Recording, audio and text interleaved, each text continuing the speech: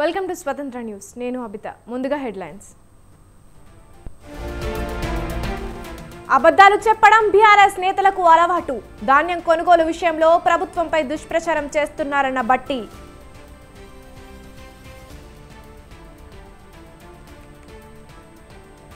ఇది ప్రజాపాలన కాదు, రైతు వ్యతిరేక పాలన. రైతన్నలతో కాంగ్రెస్ కౌంటౌన్ స్టార్ట్ అయిందన్న కేటీఆర్.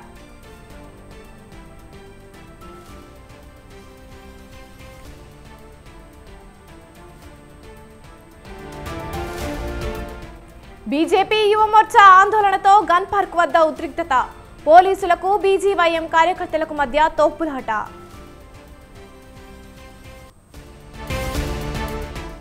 రేవ్ పార్టీలో పెద్ద ఎత్తున డ్రగ్స్ పట్టుకున్నాం. 5గురిని అరెస్టు చేశామన్న బెంగళూరు సిపి దయానంద.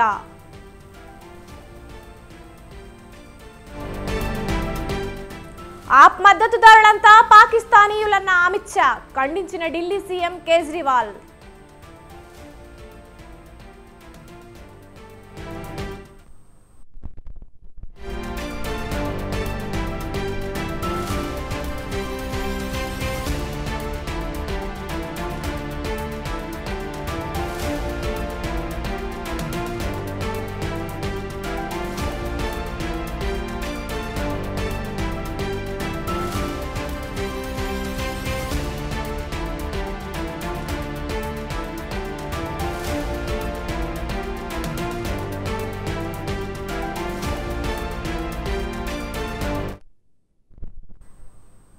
తెలంగాణ వ్యాప్తంగా పండించిన ప్రతి గింజను కొంటామని అన్నారు డిప్యూటీ సీఎం బట్టి విక్రమార్క. తడిచిన ధాన్యాన్ని కూడా కొంటున్నామని తెలిపారు. ధాన్యం కొనుగోలు కేంద్రాల్లో జాప్యం జరగకుండా చూస్తామని చెప్పారు. ధాన్యం సేకరించిన వెంటనే రైతుల ఖాతాల్లో డబ్బు జమ చేస్తామని చెప్పిన ఆయన కొందరు కావాలనే ప్రభుత్వంపై దుష్ప్రచారం చేస్తున్నారని విమర్శించారు. అబద్ధాలు చెప్పడం బీఆర్ఎస్ నేతలకు అలవాటుగా మారిందని తెలిపారు.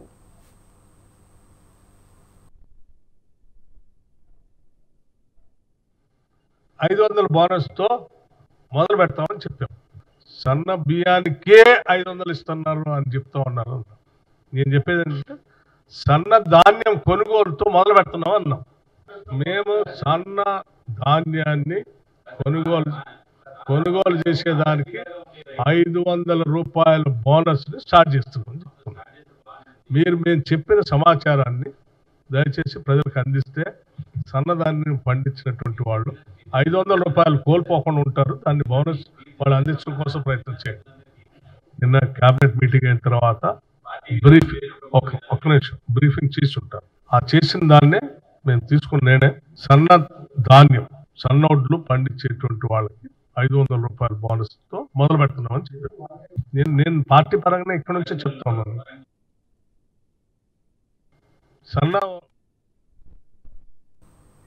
సీఎం జగన్ పై బోండా ఉమామహేశ్వరరావు తీవ్ర విమర్శలు చేశారు. జగన్ రెడ్డి మాట కోసం చట్టాన్ని అతిక్రమిస్తే జైలు పాలయ్యేది అధికారులే అని తెలిపారు. వైసీపీ నేతలకు ఓటమి భయం పట్టుకుందని, అందుకే జగన్ ఐపాక్ కార్యాలయానికి వెళ్లి చిన్నపాటి ఓదార్పు యాత్ర చేశారని విమర్శించారు. 2019 ఫలితాలకు మించి వైసీపీ విజయం సాధించబోతోందంటూ జగన్ ప్రబల్భాలు పలుకుతున్నారని, ఓడిపోతున్నామన్న విషయాన్ని జీర్ణించుకోలేక తామే గెలుస్తామంటూ చెబుతుండడం విడ్డూరంగా ఉందన్నారు. పల్నాడు, అనంతపురం ఎస్పీలు ఏ రకంగా నష్టపోయారో చూసైనా మిగిలిన జిల్లాల అధికారులు కళ్లు తెరవాలని తెలిపారు. తాము అధికారంలోకి వచ్చిన వెంటనే జగన్ ప్రభుత్వ అరాచకాలు, అక్రమాలపై విచారణ జరిపి బాధితులపై చర్యలు తీసుకుంటామని స్పష్టం చేశారు. సిట్టు నివేదిక ఇచ్చింది. ఏముందా నివేదికలో? సిట్టు నివేదికని బహిరంగంగా మీరు ప్రెస్ మీట్ పెట్టి చెప్పండి. అసలు గొడవ కారకులైనటువంటి పిన్నెల్లి బ్రదర్స్ ఉన్నారా దీంట్లో? ఆ సిట్ రిపోర్ట్లో ఎందుకు అరెస్ట్ చేయట్లా వాళ్ళని? ఎందుకు మీరు పిన్నెల్లి రామకృష్ణారెడ్డి సోదరుల్ని అరెస్టు చేయటం లేదు? డీజీపీ చెప్పాలి. దీంట్లో బాంబులు, నాటు బాంబులు, పెట్రోల్ బాంబులు. ఆ రోజు ఇలాగే ఎన్నికల్లో, స్థానిక సంస్థల ఎన్నికల్లో మా అభ్యర్థుల్ని నామినేషన్ వేయట్లేదని ఎయిటింగ్ వేయకుండా అడ్డుపడుతున్నారని పిన్నెల్లి రామకృష్ణారెడ్డి చేస్తున్న రౌడిజం మీద పోలీస్ కంప్లైంట్ ఇవ్వటానికి వెళ్తే నా మీద అత్యాయత్నం మాచర్లలో నా మీద అత్యాయత్నం చేసి నా మీదే కేసు పెట్టారు. అంటే పిన్నెల్లి అధికార దుర్వినియోగం ఏ విధంగా జరిగిందో నా కేసులోనే ఉదాహరణ. సిట్టు నివేదిక ఇచ్చింది. ఏముందా నివేదికలో? ఈరోజు Palnadu collector Sivasankar, Palnadu SP Bindu Madhav, Anantapuram SP Amit Bardar, Tirupati SP Krishnakanth, Tirupati DSP Surender Reddy, Tirupati special branch incharge inspector K Rajasekhar, అలాగే డిఎస్పీ భాస్కర్ రెడ్డి, అలాగే అలిపిరి ఇన్స్పెక్టరు రామచంద్రారెడ్డి, వీళ్ళందరూ సస్పెండ్ అయ్యారు, ట్రాన్స్ఫర్ అయ్యారు, విధుల నుంచి తప్పించారు. మరి ఏది మీకు పనులు చెప్పి మిమ్మల్ని ఒత్తిడి తీసుకొచ్చి మీతో అడ్డగోలు పనులు చేపించినటువంటి జగన్మోహన్ రెడ్డి ఏమో లండన్లో ఫ్యామిలీతో ఉన్నాడు, సజ్జల రామకృష్ణారెడ్డి హైదరాబాద్ పారిపోయాడు, ధనుంజయ రెడ్డి ఎక్కడ పారిపోయాడు ఎవడు తెలియదు. మీకు ఒత్తిడి తీసుకొచ్చినటువంటి మాజీ డీజీపీ రాజేంద్రనాథ్ రెడ్డి ఎక్కడ ఉన్నాడో ఎవడికి తెలియదు. ఏరి మీ పనులు చెప్పి మీతో అడ్డగోలుగా చట్టాన్ని అతిక్రమించి పనులు చేయించినటువంటి వీళ్ళందరూ ఏమైపోయారు? మొత్తం ఈ బ్యాచ్ మొత్తం ఎక్కడికి పారిపోయారు? ఏపీలో జరిగిన దాడులపై సిట్ పారదర్శకత విచారణపై అనుమానం ఉందని అన్నారు సిపిఐ జాతీయ కార్యదర్శి నారాయణ. సిట్ విచారణ ఒక కాలక్షేపమేనని, దాడుల్లో అసలైన వారిని పోలీసులు వదిలేశారని అన్నారు. వందల మంది దాడుల్లో పాల్గొంటే 124 మందిని మాత్రమే అరెస్టు చేశారన్నారు. వైసీపీకి వ్యతిరేకంగా ఓట్లు పడుతున్నాయనే ఉద్దేశంతోనే ఆ పార్టీ నేతలే దాడులు చేయించారన్నారు. జరుగుతున్న దాడులను ఆపాల్సింది పోయి జగన్ విదేశాలకు వెళ్లారని ఎద్దేవా చేశారు. మరోవైపు ఏపీలో స్ట్రాంగ్ రూమ్ల వద్ద భద్రత లోపించిందని విమర్శించారు. అలాగే బెంగళూరు రేవ్ పార్టీలో అసలు నిందితులను పట్టుకోవాలని నారాయణ డిమాండ్ చేశారు. వాళ్ళే కొంతమంది అమాయకులు పంపించి అరెస్ట్ చేయించారు. అరెస్ట్ చేయించిన వాళ్ళే 120 మంది. వీళ్ళకి వీళ్ళుగా మాత్రం అరెస్ట్ చేయాలి. Seat bogus. అది వాస్తవం అంటే మన జ్యుడిషియరీలో జరగాల్సింది. 5 సెప్టెంబర్ బాగా జరిగింది. అయిపోయి బాగా దాడులు చేస్తున్నారు. పొంగంలో దాడులు చేశారు. అరాచకాన్ని రెస్టాబ్లిష్ చేయడానికి ట్రై చేశారు. మధ్యలో ఈ సీట్ కల్పిస్తున్న వాళ్ళు తగ్గింది. అయినా కూడా వాళ్ళ పునాదులు వైఎస్ఆర్ పునాదులు అట్లా ఉన్నాయి కాబట్టి పోలీస్ డిపార్ట్మెంట్ వాళ్ళకి సపోర్ట్ చేస్తుంది. ఒక విధంగా చెప్పాలంటే అరాచకం సృష్టించబడింది. ఎందుకు సృష్టించబడింది? వైసీపీకి వ్యతిరేకంగా జనం తండోపంలో వస్తున్నారు, బయట తీసుకున్నారు. విడిగా ప్రపంచంలో ఏ మూలన్నా, దేశంలో ఏ మూలన్నా తొలగకుండా వచ్చి వేశారు. అంటే యాంటీ జగన్ ట్రెండ్, ఆ వేవ్ టీడీపీ ఓట్లు శాతం పెరగడానికి, ఓటింగ్లో పాల్గొనడానికి ఉపయోగపడుతుంది. ఇది ఒక విధంగా వైసీపీకి వ్యతిరేకత గట్టిగా చెప్పాలి. అంతకుముందే మేము చెప్పాము. బెంగళూరులో రేవ్ పార్టీకి వచ్చిన ఎవరు పాప లేడీ పాప హేమాలు ఇట్లాంటి వాళ్ళని వాస్తవానికి పుట్టినమ్మ కుదురులో ఉంటే అరిసినమ్మ గయాడంట. పుట్టింది ఎవరు?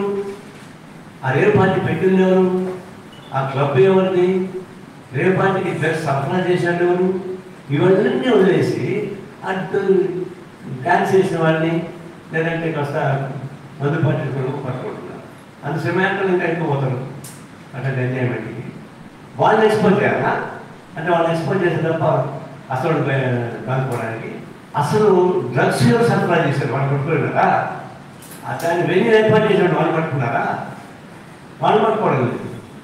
దానిలో పాల్గొనడానికి కొన్ని మానవ బలహీనతలు కొంతమంది పాల్గొంటే వాళ్ళని చేసేసి ఒక క్యారెక్టర్ అసాసియేషన్. హేమా అనే అమ్మాయి సినిమాకి పనిచేస్తుంది, మరి ఆమె క్యారెక్టర్ అసాసియేట్ చేయాలా? ఇంకో సినిమా యాక్టర్స్ ఉన్నారు, వాళ్ళని అసాసియేట్ చేయాలా? వాళ్ళ క్యారెక్టర్ అసాసియేషన్ మీకేం వస్తుంది? చేయదలుచుకుంటే ఆ డ్రగ్స్ ఎవరు పోవాలని పట్టుకోండి. మీ చేత అయితే ముఖ్యమంత్రి పార్టీకి వెళ్ళిపోయాడు, అలా చదువుతున్నాడు. మాజీ ముఖ్యమంత్రి పార్టీకి వెళ్ళిపోయాడు. చంద్రబాబు నాయుడు విదేశాలకు వెళ్ళిపోయాడు. జగన్మోహన్ రెడ్డి విదేశాలకు వెళ్ళిపోయాడు లగ్జరీస్గా. కిందేమో అరాచకాలు జరుగుతున్నాయి, కొట్లాలు జరుగుతున్నాయి. ఎవరు కాపాడాలి వెళ్ళి? ఇంత బాధ్యత విహారయాత్ర ఇంతలో కర్ణాటక జరిగిన తర్వాత అసలు కార్యకర్తలు కాపాడుకోవాలి పని లేదా? కంట్రోల్ చేసే పని లేదా? అసలు ముఖ్యమంత్రిగా ఉన్నవాడు ఆల్ పార్టీస్ మీటింగ్ పెట్టి అరాచకాలని కంట్రోల్ చేయడానికి ఉపయోగపడే చేస్తారు పని లేదా? ప్రతిపక్ష నాయకులు చంద్రబాబు అయినా సరే అరాచకాలు జరుగుతున్నాయి, ఆల్ పార్టీస్ కలుద్దాం మాట్లాడే చేసి పని లేదా? ఎవరైనా వెళ్ళిపోతుంట. ఇది ఎంత ముఖ్యమంత్రి కాబోయే ముఖ్యమంత్రి నా ఉద్దేశంలో ఇద్దరు పారిపోయారు. ఏం బాధ్యత ఇవ్వలేదు? ప్రజలు మీరు కొట్టుకొని సావండి, కాపాడు చెప్పండి, సావండి. నేను కార్యకర్త చెప్పలేదు పడుతున్నా.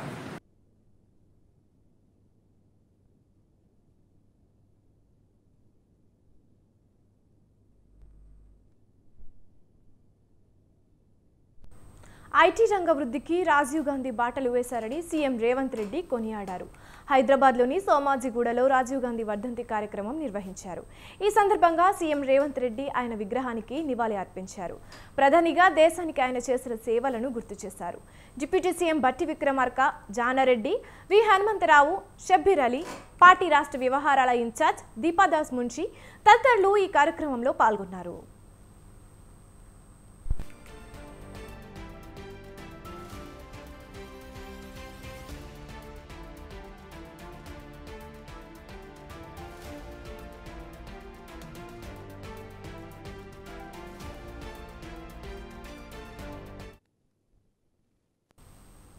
రాజీవ్ గాంధీ గొప్ప దార్శనికుడు, రాజనీతిజ్ఞుడని ఏపీ కాంగ్రెస్ సీనియర్ నేత తులసిరెడ్డి కొనియాడారు.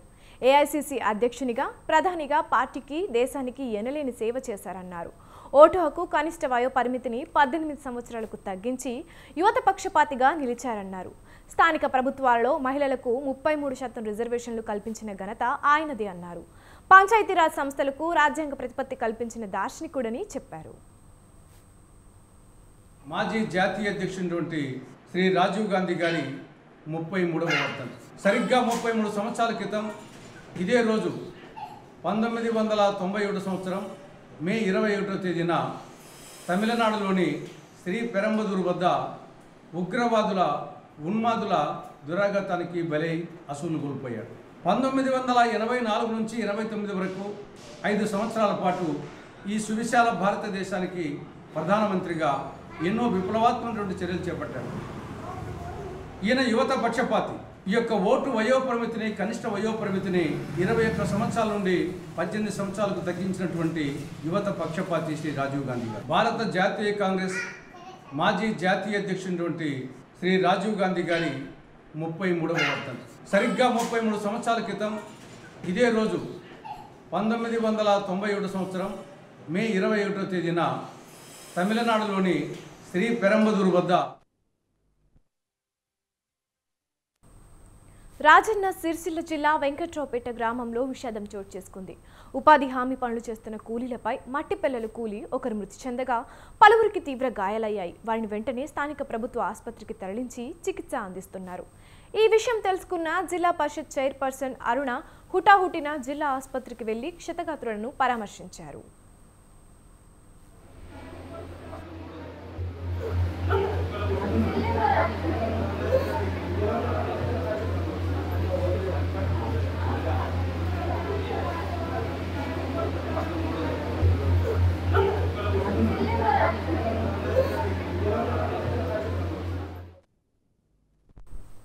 పసుపు పండుగ వాయిదా పడింది. జూన్ 4న ఏపీ అసెంబ్లీతో పాటు పార్లమెంటు ఎన్నికల కౌంటింగ్ ఉండడంతో కొద్ది రోజుల పాటు మహానాడును వాయిదా వేయాలని నిర్ణయించింది తెలుగుదేశం పార్టీ.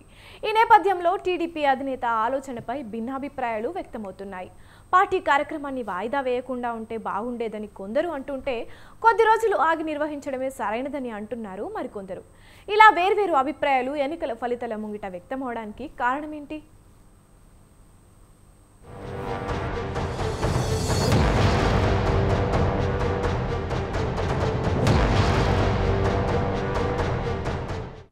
దేశవ్యాప్తంగా సార్వత్రిక ఎన్నికల పోలింగ్ చివరి స్టేజ్కొచ్చేసింది. జూన్ 1న ఆఖరి దశ పోలింగ్ జరగనుంది. ఆ తర్వాత 3 రోజులకు అంటే జూన్ 4న ఫలితాలు వెలువడనున్నాయి. అప్పుడే ఆంధ్రప్రదేశ్ అసెంబ్లీకి జరిగిన ఎన్నికల ఫలితాలు సైతం రానున్నాయి. దీంతో ఏపీలో అధికారం చేపట్టబోయేది ఎవరు, ప్రతిపక్ష పాత్రకు పరిమితమయ్యేది ఏ పార్టీ అన్నది తేలనుంది.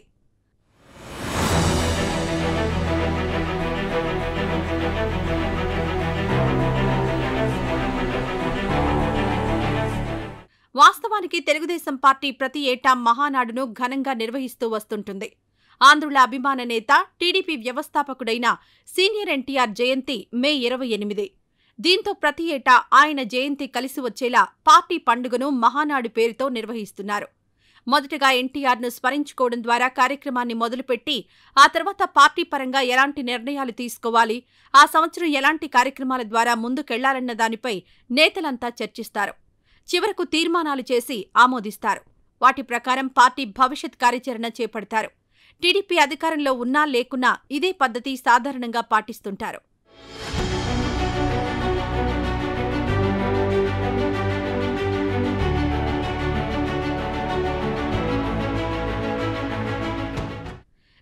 తెలుగుదేశం పార్టీ పరంగా చూస్తే పసుపు పండుగగా అభివర్ణించే మహానాడుకు ఎంతో ప్రాధాన్యం ఉంది.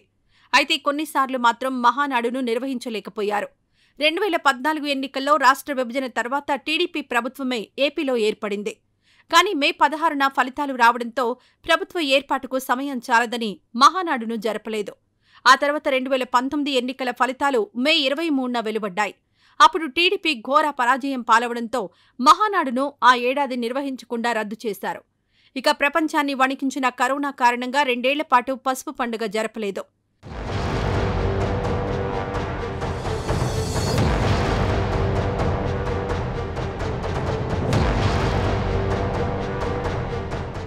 రెండు 2022లో మళ్లీ ప్రకాశం జిల్లాలో మహానాడు నిర్వహించారు. 2019 పరాజయం తర్వాత నిస్తేజంగా నిశ్శబ్దంగా ఉన్న టీడీపీ శ్రేణులు అప్పట్నుంచి యాక్టివ్ అయ్యాయన్న ప్రచారం సాగింది. ఆ తర్వాత 2023లో తూర్పుగోదావరి జిల్లాలోని రాజమండ్రిలో నిర్వహించారు. ఇక 2024 విషయానికొస్తే మే 13న ఎన్నికలు నిర్వహించగా జూన్ 4న ఫలితాలు రాబోతున్నాయి. ఇలాంటి పరిస్థితుల్లో ముందుగా మహానాడు జరపడం సరికాదన్న అభిప్రాయానికొచ్చింది టీడీపీ అధిష్టానం. అందుకు బదులుగా ఎన్టీఆర్ జయంతి సందర్భంగా గ్రామాన పార్టీ జెండాలు ఎగురవేయడం, రక్తదానం, అన్నదానం వంటి కార్యక్రమాలు నిర్వహించాలని పిలుపునిచ్చారు పార్టీ అధినేత.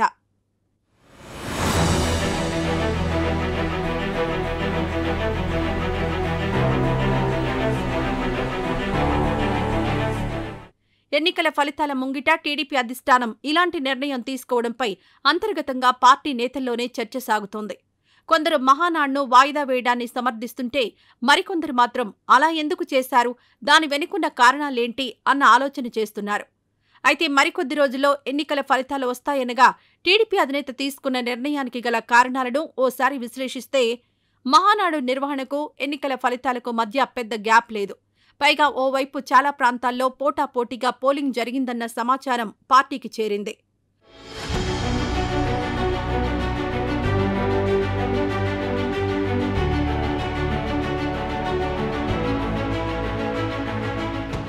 ఓవైపు పార్టీ క్యాడర్ను ఉత్సాహపరిచేందుకు పైకి అధికారంలోకి వచ్చేది మేమేనని, అది కూడా 130 నుంచి 150 సీట్లు సాధిస్తామని పసుపు శ్రేణులు చెబుతున్నా క్షేత్రస్థాయిలో తేడా అంత ఉండకపోవచ్చన్న సమాచారం పార్టీ అధినేతకు చేరినట్లు తెలుస్తోంది. ఎవరు గెలిచినా స్వల్ప తేడానే ఉండొచ్చన్న అంచనాలుండడంతో ఒకవేళ మహానాడు జరిపినా ఆ వేదికగా నేతల ప్రసంగాలు, ఉత్సాహాలు వేరేగా ఉంటాయి. ఇలాంటి పరిస్థితుల్లో ఏమాత్రం ఫలితాల్లో తేడా కొట్టినా ఎన్నో విమర్శలు వెల్లువెత్తడం ఖాయమన్న చర్చ పార్టీ అధినేత సమక్షంలోనే నేతల మధ్య ప్రస్తావనకొచ్చినట్లుగా సమాచారం. దీంతో ఏ వేడుక చేసినా రిజల్ట్స్ వచ్చిన తర్వాత అయితేనే మంచిదన్న అభిప్రాయం మెజారిటీ వర్గాల్లో వ్యక్తమవడంతోనే చివరకు వాయిదాకు మొగ్గు చూపినట్లు తెలుస్తోంది.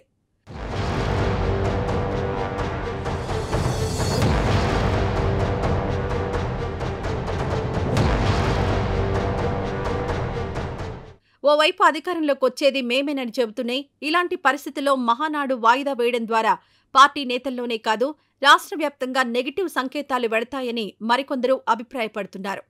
ఓవైపు వైసీపీ అధినేత మొదట్నుంచి వై నాట్ 175 అనే నినాదం వినిపిస్తున్నారు.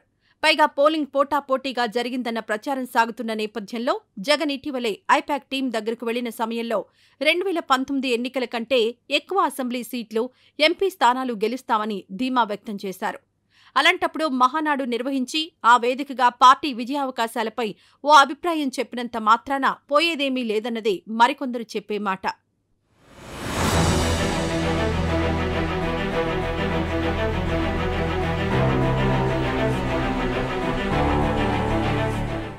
మొత్తంగా ఎలా చూసినా నేతల అభిప్రాయాలన్నీ సావధానంగా విని ఆలోచించి మహానాడు వాయిదాకు మొగ్గు చూపారు టీడీపీ అధినేత చంద్రబాబు.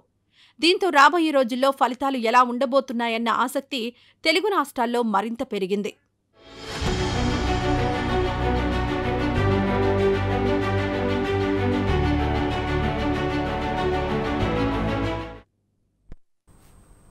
మంచిర్యాల జిల్లా అంకుశాపూర్ అటవీ అధికారులు వేస్తున్న ట్రెంచ్ వివాదాస్పదంగా మారింది. గత 50 సంవత్సరాల నుండి సాగు చేసుకుంటున్నటువంటి పోడు భూములను మిషన్ కాకతీయ చెరువును అటవీ అధికారులు ఆక్రమిస్తున్నారని రైతులు ఆందోళన చేపట్టారు. అధికారులు వేస్తున్న ట్రెంచ్ని గ్రామస్తులు అడ్డుకున్నారు. పోడు సాగు చేసుకుంటున్నటువంటి ప్రాంతాలను పోడు గ్రామాలుగా గుర్తించకపోగా పోడు భూములను సర్వే చేయడం గానీ గుర్తించడం గానీ జరగట్లేదని ఆవేదన వ్యక్తం చేశారు.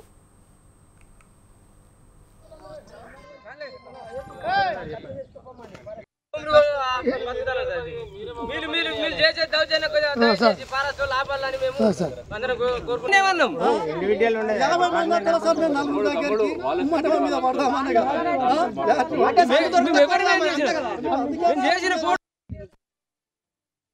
అంక్సాపూర్ గ్రామ శివారు 140 సర్వే నంబరు. ఇది Kundaram reserve forest. Kundaram reserve forest పరిధిలోకి వస్తుంది. ఈ అంక్సాపూర్ గ్రామ శివారులో ఉన్న 140 సర్వే నంబర్ మొత్తం కూడా రిజర్వ్ ఫారెస్ట్ కుందారం పరిధిలోకి వస్తుంది. 140 సర్వే నంబర్లో ఎటువంటి రెవెన్యూ భూమి లేదు.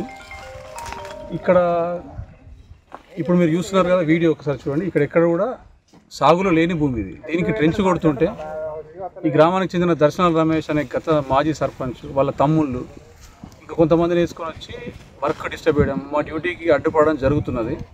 ఇది చట్టరీత్యా నేరం. ఆయన పైన కేసు చేసి తగు చర్యలు తీసుకోవడం జరుగుతుంది. ఇది ఇప్పుడు మనం ఉన్నది. పచ్చదనం, పారిశుద్ధ్యం నిర్వహణతో బోరబండ రైల్వే స్టేషన్ పరిసరాలు నిత్యం కలకలలాడాలి. అలాంటిది మురికి, కంపు వెదజల్లుతూ ప్రయాణికులను ఉక్కిరిబిక్కిరి చేస్తోంది. బోరబండ ఎంఎంటీఎస్ రైల్వే స్టేషన్ నుండి వందల సంఖ్యలో జనం ఇతర ప్రాంతాలకు రాకపోకలు కొనసాగిస్తారు. కానీ నేడు రైల్వే స్టేషన్కు చేరుకోవాలంటే చెత్త కుప్పల మీద నడిచి వెళ్లాల్సిన దుస్థితి ఏర్పడింది. ఒకప్పుడు రైల్వే స్టేషన్ వరకు బస్సు సౌకర్యం ఉండేది. అది కాస్త బంద్ కావడంతో ప్రయాణికుల కోసం వేసిన షెల్టర్లు సైతం పాడైపోయాయి. ఇక అల్లాపూర్ డివిజన్ పరిధిలోకి వచ్చే ఈ ప్రాంతంలో మచ్చుకైన పరిసరాలు పరిశుభ్రంగా లేవు. స్థానిక ప్రజలు ఈ ప్రాంతంలో పెద్ద మొత్తంలో చెత్తను పడేయడంతో పాటు కొంతమంది చిరు వ్యాపారులు సైతం వారి వద్ద వెలువడే చెత్తను తీసుకొచ్చి ఈ ప్రాంతంలో పడివేయడంతో పరిసరాలు పూర్తిగా దుర్వాసన వెదజల్లుతున్నాయి. ఇప్పటికైనా అధికారులు ఈ ప్రాంతంపై దృష్టి పెట్టి ఎంఎంటీఎస్లో ప్రయాణించే వారి సౌకర్యార్థం చెత్త కుప్పలను తరలించడంతో పాటు దీనికోసం ఒక శాశ్వత పరిష్కార మార్గాన్ని చూపాలని ప్రయాణికులు కోరుతున్నారు.